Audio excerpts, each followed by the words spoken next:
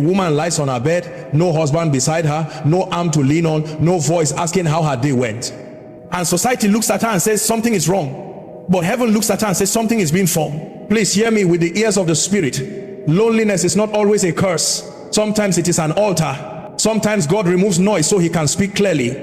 There are seasons when God deliberately allows a woman to sleep alone. Not because she's rejected, not because she's forgotten, but because he is working on dimensions within her that noise and distraction would destroy. Many women cry themselves to sleep, asking God questions they are afraid to ask people. Lord, am I not good enough? Lord, did I miss my chance? Lord, why did others find companionship and I'm still here? And God is silent, not because he's absent, but because he's too close to shout. There are answers that only silence can deliver. Understand this mystery. Your value is not validated by who sleeps beside you. Your worth did not begin the day a man noticed you, and it will not end because a man has not yet stayed. Before any man ever calls you wife, heaven already called you chosen. Before any ring touches your finger, destiny already touched your spirit.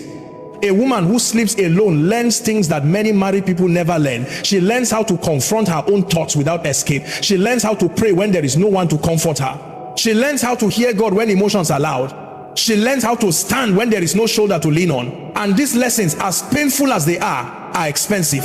They are not given to everyone. Do you know why some relationships destroy women? Because they enter them empty, desperate, and bleeding. They want a man to heal what only God can heal. They want marriage to cure wounds that require divine surgery. And so God, in his mercy, delays certain things, not to punish you, but to preserve you. Hear me. If you sleep alone tonight, it does not mean you are alone. The God who never sleeps is watching over you. The God who counts your tears knows every night you turned your face to the wall and cried silently. He saw you when you smiled in the day and broke down in the night, and he did not despise you. There is a strength God builds in solitude. There is discernment that grows when you are not emotionally dependent. There is clarity that comes when your heart is not crowded. Some women would have married the wrong man if God did not allow them to be alone long enough to heal, to mature, to see clearly.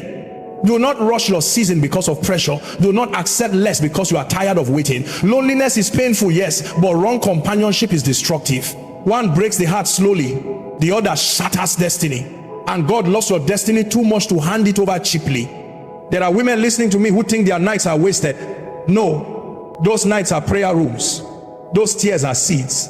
That silence is training. God is teaching you how to be whole before you are joined to another. He is teaching you how to find joy without dependency, peace without permission, identity without validation. A woman who has learned to sleep alone without bitterness becomes dangerous in the spirit. She cannot be easily manipulated. She cannot be easily broken. She does not beg for love. She discerns it. She does not cling to attention. She attracts honor. She knows her worth because God revealed it to her in secret places. So if you are that woman tonight, do not curse your bed. Do not despise your room. Do not envy another woman's story. God is writing yours carefully. When the right season comes, you will not enter marriage as a victim looking for rescue, but as a whole woman bringing value, strength, wisdom, and peace. And hear this final truth deep in your spirit. When God is done with the work he's doing in you, your story will not look like delay. It will look like precision. Listen to me carefully. There is a dangerous misunderstanding in our generation, the belief that solitude automatically means rejection, that when a woman finds herself alone, it must be because something is wrong with her. This is not the language of heaven. God does not always use crowds to prepare people, and he does not always use companionship to build strength. Many times, the deepest work of God happens when he separates you, not because he wants to wound you, but because he wants to form you. There are seasons when God intentionally removes certain voices, certain comforts, certain emotional support, so that a woman can hear herself think and hear God speak. Solitude is not God pushing you away. It is God pulling you closer.